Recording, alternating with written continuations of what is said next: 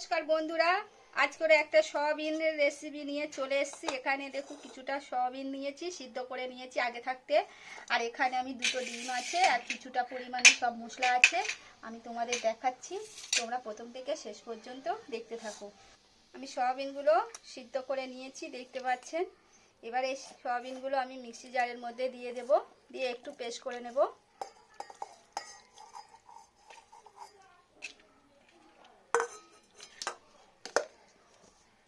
বন্ধুরা দেখতে পাচ্ছেন আমি সয়াবিনগুলো মিক্সি জারের মধ্যে পেস্ট করে নিয়েছি। এবার আমি একটা পাত্রের মধ্যে ঢেলে নিলাম। সয়াবিনের পেস্টগুলো সব এই একটা পাত্রের মধ্যে ঢেলে নিলাম। এবার এখানে আমি দুটো ডিম ভেঙে দিচ্ছি। আপনারা চাইলেও দুটো দিতে পারেন, তিনটে দিতে পারেন, একটাও দিতে পারেন। আমি দুটো দিচ্ছি। এইভাবে ডিমগুলো আমি ভেঙে নিলাম। তার মধ্যে আমি দু তিনটে কাঁচা লঙ্কা কুচে রেখেছিলাম আর একটা পেঁয়াজ কুচে রেখেছিলাম, সেটাকেও দিয়ে দিলাম।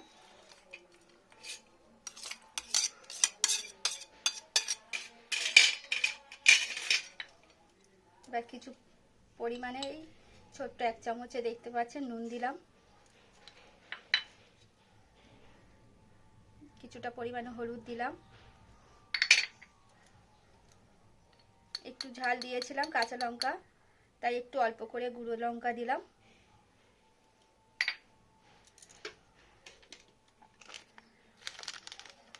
আর কিছু পরিমাণে গরম মশলা দিলাম। দিয়ে সব উপকরণগুলো আমি একটু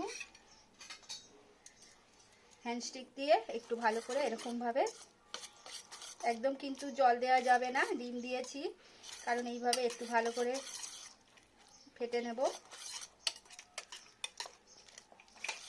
দেখুন বন্ধুরা, আমি হ্যান্ডস্টিক দিয়ে ভালো করে একদম ফেটে নিয়েছি, কোনো দানা দানা কিছু নেই।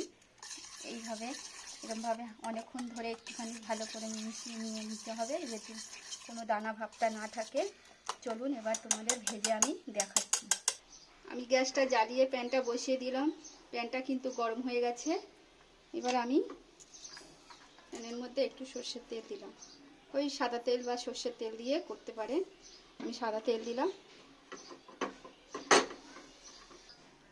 আমি সাদা তেল দিয়েছিলাম, তেলটা গরম হয়ে গেছে। এবার যে আমি ব্যাটারটা বানিয়েছিলাম ওটা আমি মধ্যে ঢেলে দেব।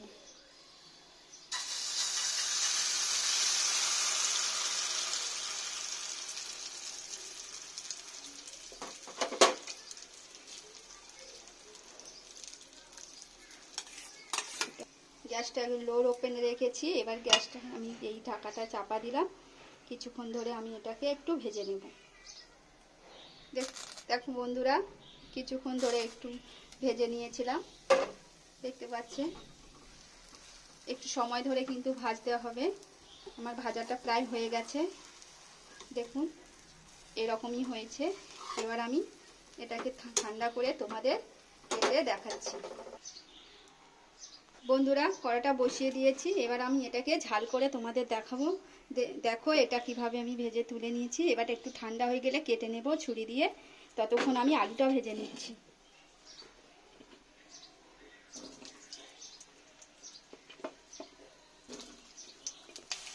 বন্ধুরা, আলুটা ততক্ষণ ভাজা হোক, আমি ততক্ষণ এদিকে এটা একটু ছুরি দিয়ে কেটে নিচ্ছি। আমার সেম মতো আমি কেটে নিচ্ছি। তোমাদের সেম মতো তোমরা কেটে নেবে। বড়ও কাটতে পারেন, ছোটও কাটতে পারেন। বন্ধুরা, এইভাবে কেটে নিয়েছি। এটা হচ্ছে সয়াবিন ডিম দিয়ে অমলেট। এরকমভাবেই কেটে নিয়েছি। এবার ঝাল করে দেখাবো। আলুটা আমি নুন হলুদ দিয়ে একটু ভেজে তুলে নেব। আমি নুন আর হলুদ দিয়েছি, আর দেখতে ভালো লাগে আলু একটু নুন হলুদ দিয়ে ভাজলে। আলুটা আমার ভাজা হয়ে গেছে, এবার তুলে নেব। আলুগুলো আমি ভেজে তুলে নিয়েছি। সেখানে আমি কোনো ফোড়ন আর দেবো না। এই পেঁয়াজটা দিয়ে দিলাম। একটা পেঁয়াজ কুচে রেখেছিলাম, সেটাকে দিয়ে দিলাম।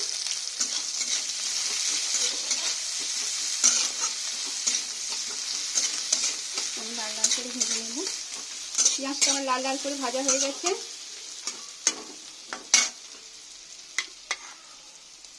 হাফ চামচের মতো রসুন বাটা দিলাম, আদা বাটা দিলাম হাফ চামচের মতো, একটু করে আমি ভেজে নেবো যাতে আদা রসুনের গন্ধটা না থাকে। দিয়ে এবার আমি এখানে এই টমেটো একটা কুচে রেখেছিলাম, এটা কিন্তু টমেটোটাকে দিয়ে দিলাম। এবার একটু ভালো করে নেড়ে নেব। এবার এক এক করে আমি মশলাগুলো দেবো।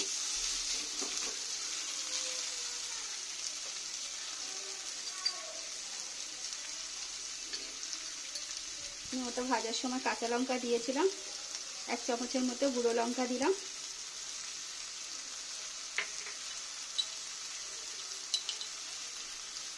দু চামচের মতো আমি নুন দিলাম,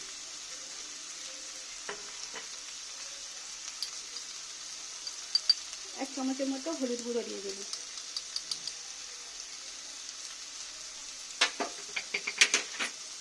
ভালো করে আমি একটু কষে নেব। একটু সামান্য তেল দিলাম,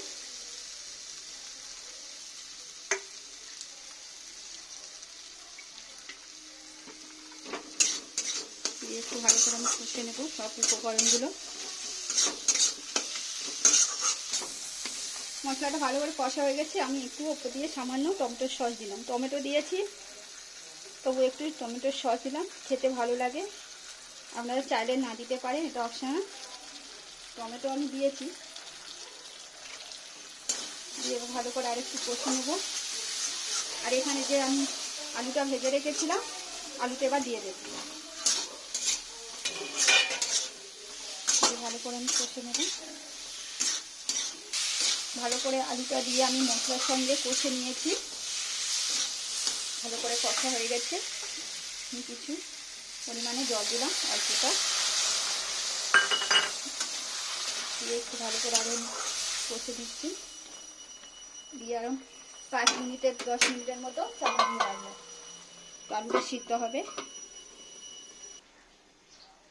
5-10 মিনিটের মতো হয়ে গেছে, ঢাকনাটা খুললাম।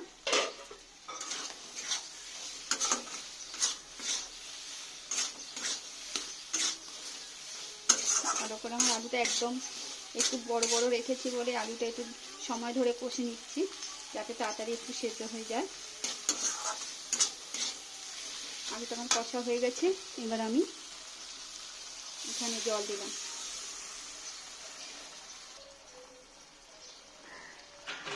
দু বাটি জল দিলাম।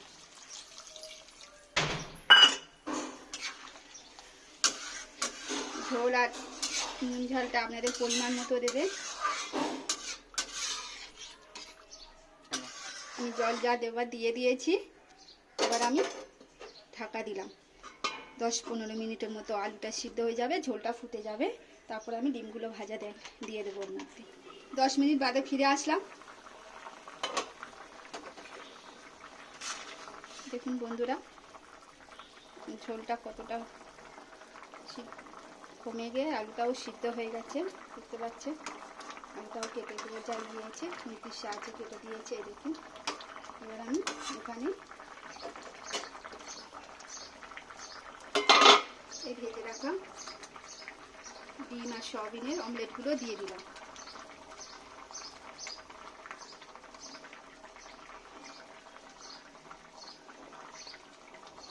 দেখুন বন্ধুরা, আমি ডিমের আর সয়াবিনের অমলেটগুলো দিয়ে দিয়েছি। আর আমি চাপা দেবো না, কিন্তু আলু সিদ্ধ হয়ে গেছে, এবার ঝোলটা ফুটতে থাকবে। আমি ওপর দিয়ে দুটো কাঁচা লঙ্কা কেটে দিলাম।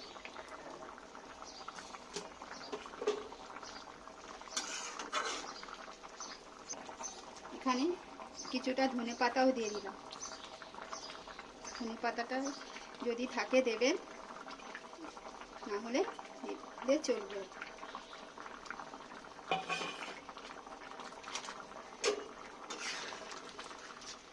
ঝোলটা আপনাদের পরিমাণ মতো খাবেন, যেমন রাখবেন তেমন ঝোলটা রাখবেন। এবার ওপর দিয়ে আমি একটু গরম মশলা দিয়ে দিলাম। দেখুন বন্ধুরা, আমার সয়াবিন আর ডিমের রেসিপিটা কেমন হয়েছে। তোমরাও একবার বাড়িতে এরকমভাবে বানিয়ে খাবেন। যদি ভালো লাগে তাহলে আমাকে একটা লাইক কমেন্ট সাবস্ক্রাইব করবেন। আর যারা ফেসবুক থেকে দেখছেন তারা আমার পেজটা ফলো করে নিন। আর যারা ইউটিউব থেকে দেখছে আমার পাশে বেল আইকন আছে, ক্লিক করে অল করে দিলে আমার নিত্য নতুন রান্নাগুলো তোমাদের সামনে পৌঁছে যাবে। আবারও নতুন রেসিপির সাথে দেখা হচ্ছে। Tata, bye bye.